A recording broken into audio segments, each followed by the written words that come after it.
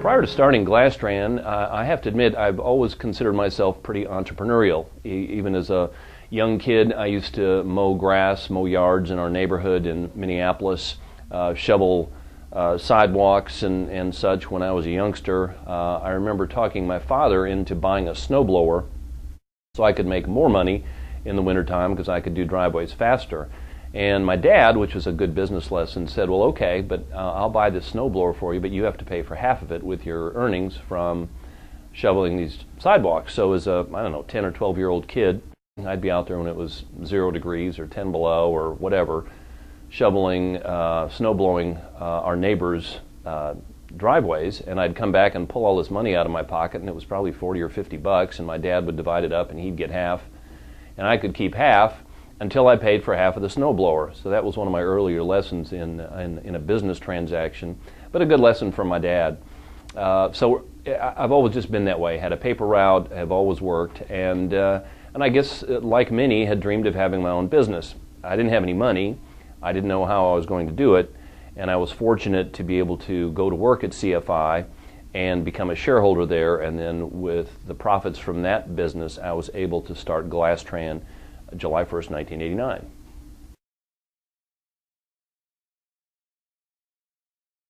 The original business strategy with Glastran was to be a large flatbed carrier. And that advice really came from Glenn Brown, my good friend, and who was the chief executive officer of Contract Freighters. And Glenn had worked for Tri-State Motor Transit in Joplin, Missouri, and I think felt that they had not taken advantage of a market opportunity in the flatbed business. And back then, the trend among companies was to go to company-owned equipment and away from owner-operators, thinking that you could provide better service that way. So Glenn's advice to me, why don't you start with these glass hauling trailers, and that will give you a leg to start, or give you at least a business, small business, so that you can then start adding flatbed trailers. And that was our start. And so we started with those lease trucks. A couple of months later, we bought our first 10 company trucks, Kenworth T600s, and some leased flatbed trailers from AJF Trailer Leasing. That's how we started.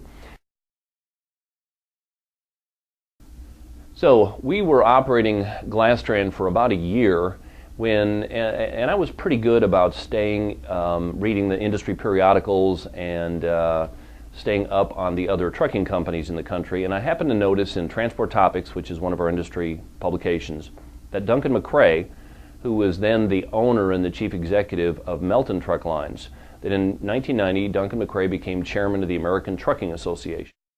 And I remember thinking, wow, business was kind of difficult then, and I thought, boy, he's devoting a lot of time to his, outside of his company, and it made me think maybe he's lost interest in his business. So we contacted him and said, you know, might you be interested in selling? And he said, well, maybe. And so we talked for a while, but in I think the time frame was about April, May of 1990, and I had about 40 trucks, and Melton had almost 400. And I thought, geez, I'm probably not experienced enough to be able to do a transaction this big, and so we politely backed down. Well, we'd hired some in the next year, we'd hired some key people at Glastran, grown a little bit. I think we were at 65 or 70 trucks, and approached Mr. McCrae again about buying Melton Truck Lines. And we were able to come together on terms and purchase Melton on July 16th, 1991. When we looked at Melton Truck Lines, what we found was a large company. They had approximately, in middle of 1991, right before we purchased them, they had 335 trucks. I think there were 80 company trucks. They were old cab-over internationals. The rest were all owner-operators. They had 100 trucks were dedicated to a van operation, primarily for John Deere, and then the other, or 225 trucks, were flatbeds, pulling flatbed or double drop trailers or removable gooseneck, kind of all kinds of different open equipment. What I liked in Melton was a diversified customer base. They didn't have one dominant customer. I think John Deere was their largest customer, about 5 or 10% of their business, but they were widely diversified among customers, among products, and around the country. And they had a very strong presence in Mexico, and I'd learned about doing business in Mexico when I was at CFI. I liked doing business in Mexico, the way they do business, and it was something I wanted to do. And we started even at Little Glastran trying to go into Mexico, but we kept bumping up against Melton as a big, formidable competitor. So I liked that very much, Melton's presence in Mexico. They had a 20-acre terminal there, a very nice warehouse, 30,000 square foot warehouse. And anyway, that was very appealing to me. And a number of fine employees there, this diversified customer base, an unleveraged balance sheet, and Duncan McRae was a total gentleman to do business with. He was a motivated seller, I was a motivated buyer, and that's how we got together with Melton Truck Lines.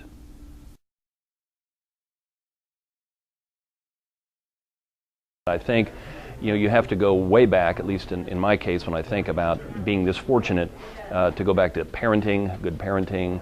I think you go back to education. I was lucky enough to be able to go to graduate school. My experience in public accounting was also very helpful. I understand the numbers pretty well. Venture capital, bank management, and then my time at Contract Freighters. I was able to spend time as a truck driver at CFI for 6 months, and then worked in operations and worked throughout that company and got to work for Glenn Brown, who's one of the best, most successful trucking managers in the industry, and Dick Griot, who owned the company. So I was very, very fortunate to learn the trucking business there. I think those lessons, combined with luck, combined with finding wonderful people to work with. Randy Rhines was one of my first partners. Randy's been with me from day one. He was at CFI also. You can just go down the list of terrific people. And then what Melton Truck Lines brought us when we bought Melton in 1991. Again, terrific people and that great customer base, their Mexican operation. So fortuitous timing, good luck, and I think a very fortunate professional experience and pretty conservative business goals. I never tried to be the jackrabbit in the race. I was pretty much the turtle. Slow and steady was kind of my business philosophy, and it served us okay. And I would have to say the purchase of Melton in 1991. Again, I had a small company, very concentrated in one commodity, glass, very concentrated among customers, or with a very small customer base. And the Melton Truck Lines purchase, which was a huge purchase. If you think it was 5 times larger than we were, it stretched our capital base so thin, we were so highly leveraged, I didn't even want to look at our balance sheet for probably the first year. But we were able to make it work, and that was clearly the best decision I believe I've made in the last 20 years.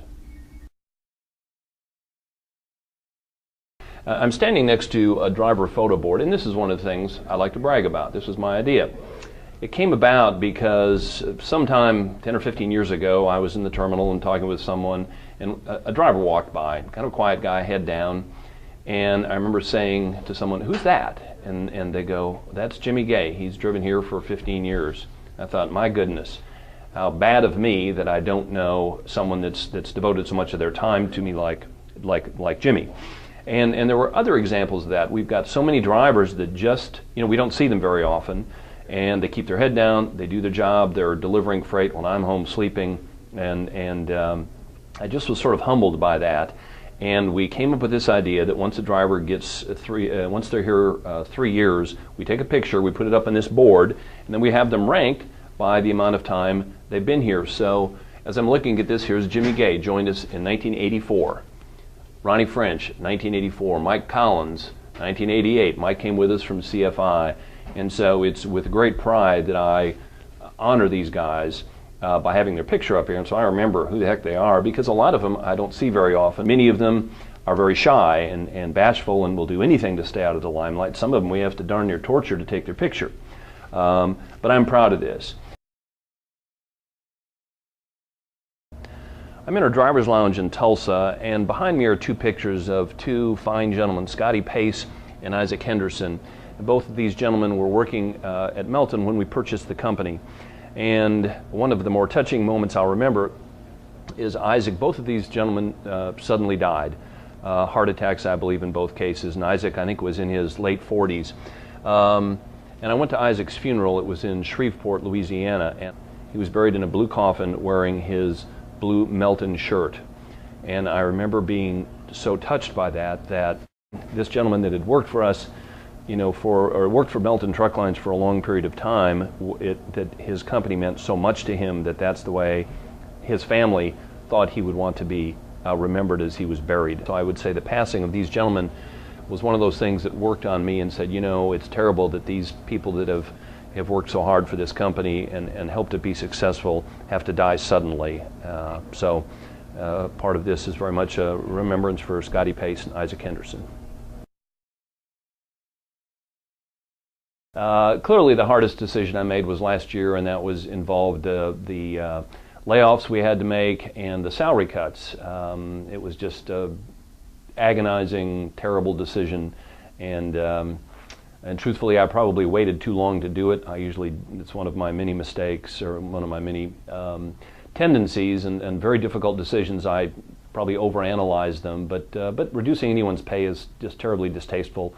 It had been a long time since we'd paid a bonus here, and so reducing people's pay was the hardest thing I've ever done. I was very sad. People ask me what was my biggest blunder, there's not enough battery life or film in the camera to keep track of all the bad decisions I've made. When I look back at the serious ones, I would say that the decision which was mine, to kind of rocket ahead to 1,000 trucks in 2007 was, in hindsight, a poor decision. We had to borrow quite a bit of money. I'd have to say that maybe the only time my ego got in the way of my brain in making decisions here. I thought 1,000 trucks was a real hurdle, a real benchmark to be proud of and to brag about. And we ended up, of course, now with the benefit of hindsight, we know that the economy was starting to soften then, and so pushing us to get to 1,000 trucks was my biggest mistake. I'm proud of first-class facilities. That was another thing I was taught at CFI, that you just need to have first-class facilities. Now, that doesn't mean extravagant, but it means concrete instead of gravel, and just nice-looking facilities that you keep clean, that you paint and change the carpet and that type of thing. And behind me is a shop that we built several years ago here. The other shop was a dark, dingy one. Honestly, it's what was here when we bought this property in 1991, and we were finally able to afford to build a nice new shop for the mechanics, and I'm very proud of it, and that's what's behind us. People ask, is Melton become what you dreamt of? And I have to be honest and say it's certainly exceeded my dreams of 1991. And even 1989, I dreamt of 100 trucks. I thought that would be a big deal. So yes, I'm very proud. It's really surpassed my goals. One of the things I used to say, and I used to interview everyone here, was that this is a great company for certain kinds of people, and it's a bad company for other kinds of people. And part of the interviewing process is for us to get to understand you, and you to get to understand us. What kind of company is this? And it's certainly grown well beyond my particular personality. But obviously some of the characteristics I think, pervade this company. And I like people that are happy. I like people that like to come to work. I like people that are altruistic. That was a term used by a guy that I admire greatly, Herb Kelleher at Southwest Airlines. And he used to say, we look for people that are altruistic. In other words, people that are interested in helping others.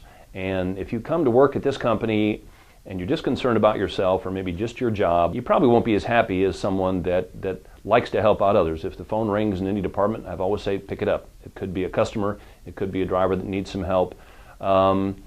Participate in company activities. We do a lot of things from United Way and to our fun activities around here, volleyball and the different runs and such. I think it's fun. I like to see people participate in those things.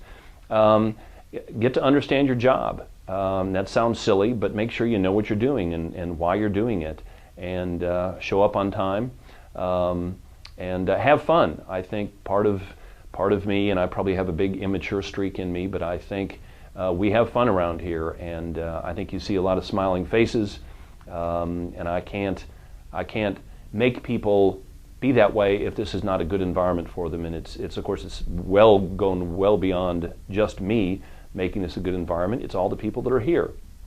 And all of us work together to make this a great place. And make sure you understand the 12 traditions. You know, we worked hard on that a long, long time ago to, again, try to explain to people what we want to be like. You know, I'm not a terribly creative fellow, but I say slow and steady as we go. I mean, my kind of internal goal has always been to grow 10% a year. Some years it's 20%, some at 0. But if you grow at 10% a year, it means in roughly 7 years you double the size of your company. So there isn't any reason 20 years from now that we shouldn't have 2 to 3, 3,500 trucks. It'd be lots more people and a much larger operation, and that would be my goal for the next 20 years. In addition to growing trucks, it means attracting and keeping fine people. It means making money. It means keeping our balance sheet conservatively leveraged, and all the rest of what I would call financial stewardship, seeing that that continues to be intact and proper.